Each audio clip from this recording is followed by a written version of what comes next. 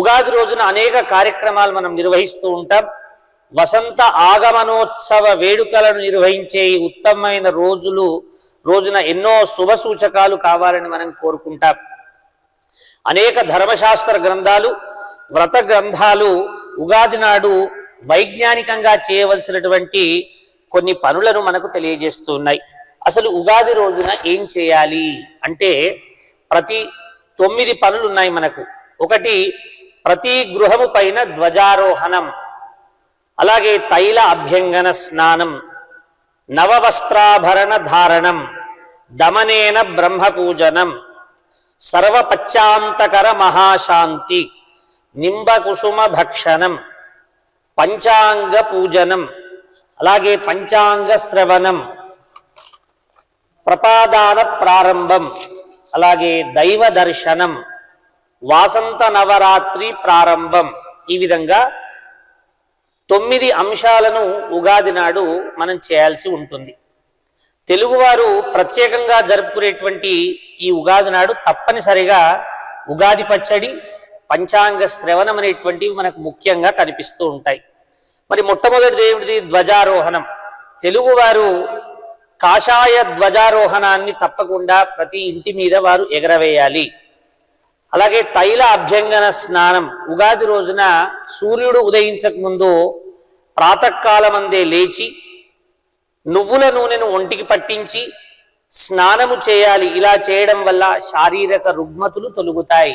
అలాగే తైలము లోపల లక్ష్మి, నీటి లోపల గంగ ఉంటాయి కాబట్టి ఈ గంగా లక్ష్మీ అమ్మవారి యొక్క అనుగ్రహం కలగాలి అని చెప్పి నూనెను ఒంటికి పట్టించి నూనె పెట్టుకొని తలంటుకొని స్నానం చేయడం అనేటువంటిది ఆనవాయితీగా వస్తుంది. నవవస్త్రాభరణ ధారణ, ఈరోజు తప్పకుండా అందరము కూడా కొత్త వస్త్రాలను ధరించాలి అని చెప్పి మనకు ధర్మశాస్త్రం తెలియజేస్తూ ఉంది. తర్వాత ఇంకో ముఖ్య పని ఏమిటి అంటే దమనేన బ్రహ్మ పూజనం. బ్రహ్మను పూజించే ఏకైక పర్వదినం ఏదైనా ఉన్నది అనంటే అది ఈ రోజే, ఉగాది రోజు మాత్రమే. దేంతో పూజించాలి బ్రహ్మను అంటే దవనం. స్త్రీలు పూలలో ధరిస్తూ ఉంటారు, ఆకుల్లాగా ఆకుపచ్చ రంగులో ఉంటుంది దవనం, చక్కటి సువాసన కలిగి ఉంటుంది. ఆ దవనంతో బ్రహ్మను పూజించాలి. ఏమని పూజించాలి? చక్కగా నమస్కరించుకొని ఓం నమో బ్రహ్మణే తుభ్యం కామాయ చ మహాత్మనే నమస్తేస్తు నిమేషాయ త్రుటయే చ మహాత్మనే నమస్తే బహురూపాయ విష్ణవే పరమాత్మనే అంటూ ఆ బ్రహ్మను ఈ రోజున తప్పకుండా ప్రతి ఒక్కరు కూడా ధ్యానం చేసుకోవాలి. తర్వాత ఐదవ పని ఏమిటి అంటే సర్వపచ్చాంతకర మహాశాంతి. ఈ రోజు నుండి కూడా గ్రహ బలాలను ఏడాది వరకు కూడా ఎలాంటి ఆపదలు వస్తాయో తెలుసుకొని వాటికి సంబంధించినటువంటి దానాలను గాని నవగ్రహ ఆరాధనను గాని ప్రారంభించాలి. తర్వాత ఇంకొక ముఖ్యమైనటువంటి విషయం నింబకుసుమ భక్షణం. దీన్ని వేప పువ్వు పచ్చడి తినడం మనం అంటాం. ఋతు సంబంధమైనటువంటి పండగ ఉగాది కావడం వల్ల, అంటే మనము వేడి నుండి చలువ నుండి వేడికి వస్తున్నాం కాబట్టి, ఎండాకాలం చాలా ప్రారంభమవుతుంది కాబట్టి తీవ్రమైనటువంటి ఎండలు కాస్తాయి కాబట్టి ఈ నింబకుసుమ భక్షణం, వేప పువ్వు కలిపినటువంటి పచ్చడి తినడం వల్ల మనకు కొన్ని చర్మ సంబంధమైనటువంటి రుగ్మతులు రాకుండా ఉంటాయి.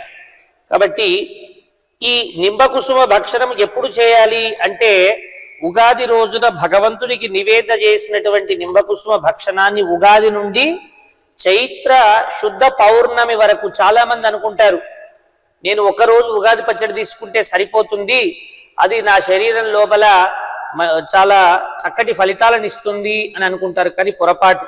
ఉగాది నుండి మొదలుకొని పౌర్ణమి వరకు రోజు కూడా స్వీకరించాలి ఆ ఉగాది పచ్చడిని, 15 రోజులు. కాబట్టి అలా షడ్రుచుల సమ్మేళనంతో తయారు చేసినటువంటి ఉగాది పచ్చడి తినడం ద్వారా శరీరము వజ్రకాయంలాగా మారుతుందట.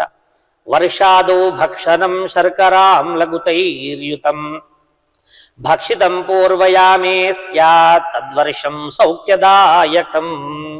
ఉగాది నాడు ఈ సంవత్సరపు ఆ సంవత్సరపు వేప పువ్వు, చక్కెర, చింతపండు, ఇలా బెల్లము వీటన్నిటిని కూడా మిళితం చేసి షడ్రుతులతో కలిపినటువంటి ఆ ఉగాది పచ్చడిని సేవించడం ద్వారా రోగాలన్నీ కూడా నశిస్తాయి అని చెప్తూ ఉంది మన ధర్మశాస్త్రం.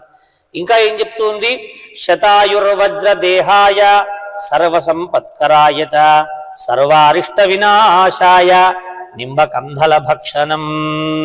అంటే వేప పువ్వు తినడం ద్వారా దీర్ఘ ఆయువు, వజ్రం వంటి శరీరము, సర్వ సంపదలు కలిగి అన్ని అరిష్టాలు కూడా తొలగిపోతాయి అని చెప్పి మన శాస్త్రం తెలియజేస్తూ ఉంది. అలాగే ఇంకొక ముఖ్యమైనటువంటి విషయం ఏమిటి అంటే పంచాంగ పూజ.